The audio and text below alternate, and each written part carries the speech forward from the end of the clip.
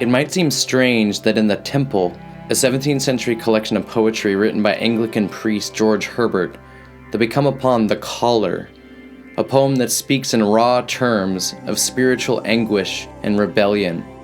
It's a poem of depth and honesty that has stuck with me for many years. And even though the word itself never appears in the text, the key to understanding Herbert's poem is the title. The first and most obvious meaning of the caller, the reader soon finds out, is a priest's caller, the very vocation of the poet. But as the speaker begins, he does not come off as very priestly.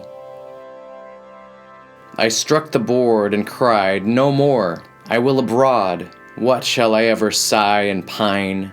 This is jarring in the midst of many theological and devotional poems. Why the impatient anger? Why is this priest ready to leave everything behind? My lines in life are free, free as the road, loose as the wind, as large as store. Shall I be still in suit?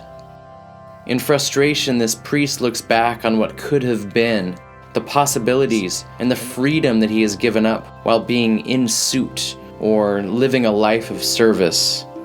He goes on to lament what he sees as fruitless, wasted days, the pain he has experienced and the pleasures he has foregone. Have I no harvest but a thorn to let me blood and not restore what I have lost with cordial fruit? Sure, there was wine before my sighs did dry it. There was corn before my tears did drown it. Notice the almost sarcastic allusions to images of Christ's passion and the Eucharist, not to mention the board the poet strikes likely being a communion table. He continues rhetorically, "Is the year only lost to me? Have I no bays to crown it, no flowers, no garlands gay? All blasted, all wasted?" Then a voice of bitter resentment arises within the speaker, a tempting whisper.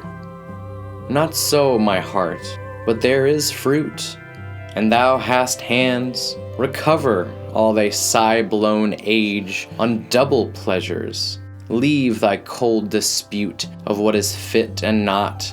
Forsake thy cage." At this point, the second meaning of the caller is more than clear. In the midst of his internal rage, this priest's vocation and the duties and restrictions that come with it seem like a collar of confinement, of imprisonment, a cage. Like so many of us who wrestle with self-discipline and responsibility, he feels like his freedom and any opportunity to indulge and enjoy have been choked away.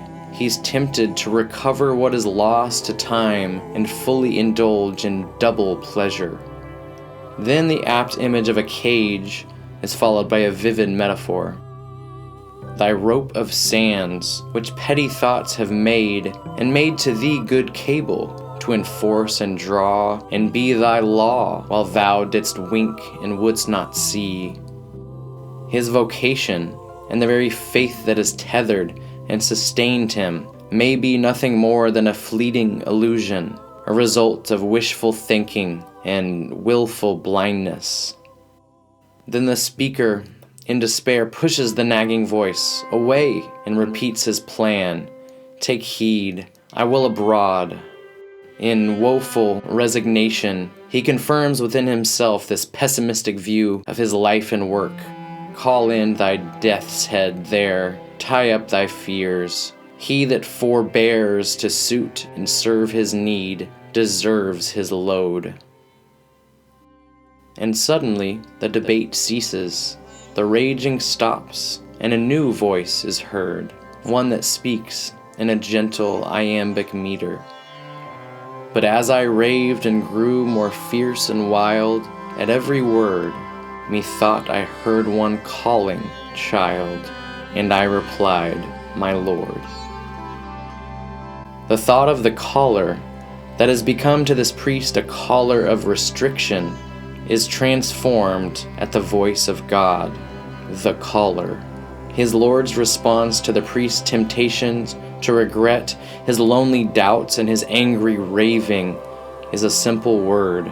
It's the voice of a father calling to his son and reminding him of his true calling. Now, a lot can be said about this brief but powerful ending.